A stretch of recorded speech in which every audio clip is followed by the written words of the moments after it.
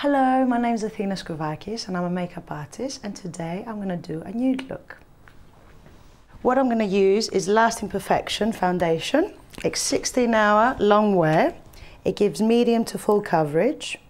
It's oil free and it's got SPF 20.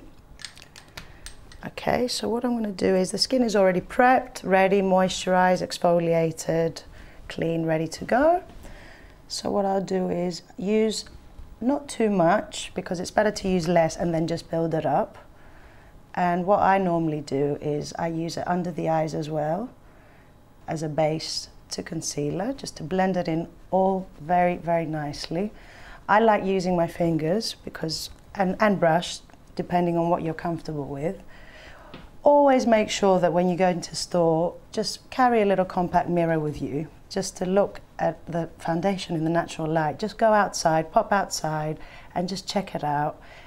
Look at the jawline, just put it along the jawline and just see if it's your right color, because sometimes people get the wrong color. They go home and they realize it's either too dark or too light, and it's just not a good look. So we've done the foundation now. And now I'm going to use light diffusing concealer, and it's great for circles under the eyes if you have dark circles. Just a few dots in the corners here.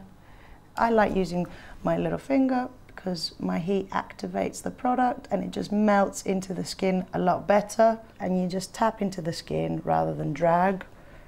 Reason is that when you tap into the skin, it just blends in better. It goes into all the little fine lines and you're not wasting any of the product.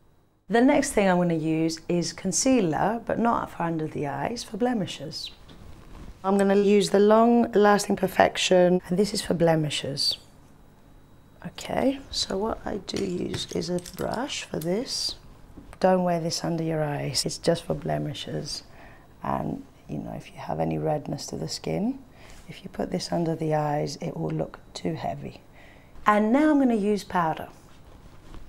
Loose setting powder, not too much. I don't use big brushes for powder because I think big brushes take off too much powder and it can look really, really heavy. I always use powder as needed, you know, normally on the T-zone here, so it's not too shiny. I actually like a bit of shine on the skin because I think it looks youthful and it just looks so fresh and natural.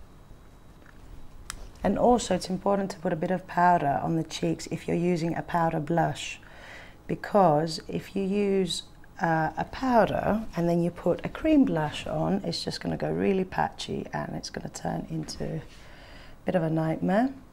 Next, I'm going to use Shimmer and Shade as an eyeshadow. You can double up this product. You can use it as a highlighter on the cheekbones, or you can use it as on your eyes, or you can use it, you know, on your cheeks right here. But what I'm going to do is I'm going to use the white. It's really, really lovely and fresh. I'm just going to use it as an eyeshadow. This look is a subtle look. Okay, that's done. Now I think eyebrows are really, really important. I'm going to use a blonde eyebrow pencil, and I'm going to fill these eyebrows in.